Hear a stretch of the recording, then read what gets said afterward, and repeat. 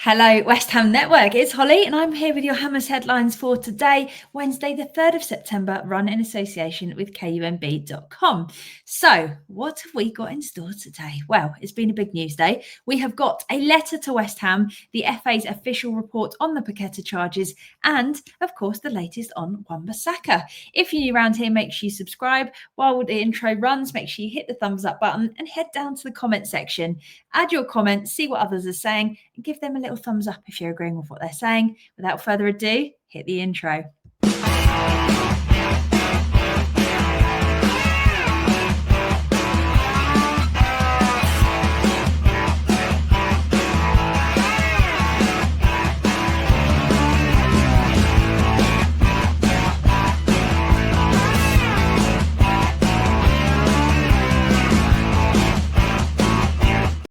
Network. So I hope everyone's having a good day. For your first story today, it's the big one. So the West Ham United Independent Supporters Committee has sent a letter of no confidence to the board. So this is David Sullivan, Vanessa Gold, Daniel Kretinsky and Trip Smith. So they have received this here letter, which I'm going to pop up on the screen if you want to have a little read while I'm talking through it. So in this letter, it explains the reasons for the lack of confidence, detailing how we have gone from winning a European trophy to where we are now.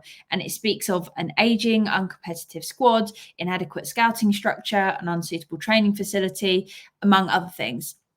In the letter, it also looks at the reasons that protests are being planned and why our existence within the Premier League now feels as though it's at risk. And this letter has been picked up by a lot of news outlets today, and it is quickly picking up traction. Now, the main message is that we need professional full-time executives with both football and commercial expertise, calling for no further board interference, no dependence on favoured agents, and essentially moving to a competitive professional leadership approach rather than one where I suppose it's more opinion-based as it stands. Now, it really does feel like a turning point at which West Ham groups are coming together for the common cause, and it signs off saying that they look forward to the response of those that are at the club. However, as of the time of recording, there has not been one. So it's definitely an interesting one. Like I said, I want to know your thoughts below in the comments. But there is one thing for sure. This is being done now in a very professional, serious manner and organised as well. It's also talking about how they're making sure the protests are going to be done with the support of authorities to make sure there is lawful compliance. It really feels like things are about to kick off. There's been a lot of frustration, obviously, building up to this point. We've spoken about it a few times, that this is the amalgamation of multiple seasons of a lack of investment, a lack of vision, a lack of clear structure. And it's kind of led us to where we are now. But this feels like things are different suddenly because our future in the Premier League does feel under threat. And we're now getting big groups that are organised, that are trying to find a solution of how we can get ourselves out of this situation. So could this be the approach that finally brings change? Let us know your thoughts down below in the comments. Cheeky little new West Ham sting. If you haven't already seen, we have got a new and improved, rebranded logo. Bit of a retro feel going on. New content, new season, and a new story for you today. For your second story, the FA has released an update on Lucas Paqueta's case, giving the reasoning for the misconduct charges placed against him. So they've said that they will not be appealing against the alleged breaches of FA Rule E5. That means that he was found not guilty by the Regulatory Commission. So they're letting that one go, which you'd hope, seeing as he was found not guilty. They're not fighting that. But they then said that they will be deciding on an appropriate sanction for the breaches of FA Rule F3 that were found proven, adding that they will be publishing details at the earliest opportunity. So this is the charge where they're saying Paqueta refused to comply. And within their documents, which may I say was over 100 pages, so I'm trying to paraphrase here, but I'm going to be looking at it in a bit more detail and posting another video very soon about that. It states that he failed to comply basically by not answering questions in relation to the breaches. Personally, I think it feels harsh that you can be found, well, you can be fined for not giving information at the same time as ultimately being found not guilty.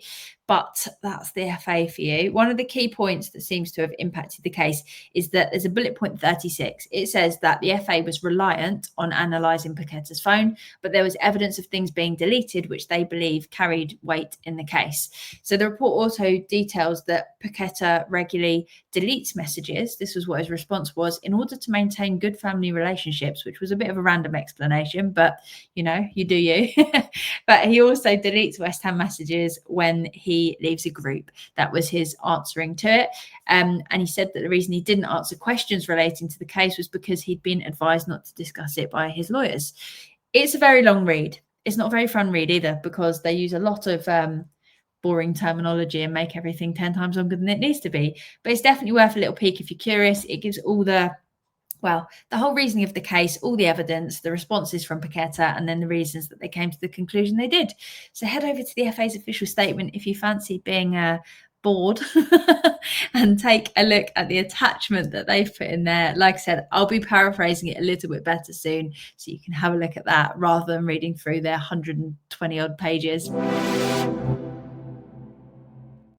And finally, Aaron Wan-Bissaka has accepted his international call-up, ending speculation that suggested there might be something going on behind the scenes.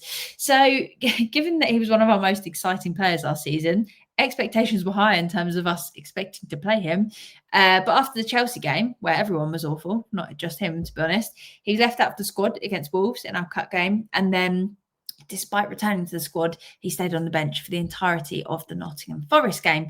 Potter said that Wan-Bissaka had felt something after the Chelsea game and therefore didn't want to risk him.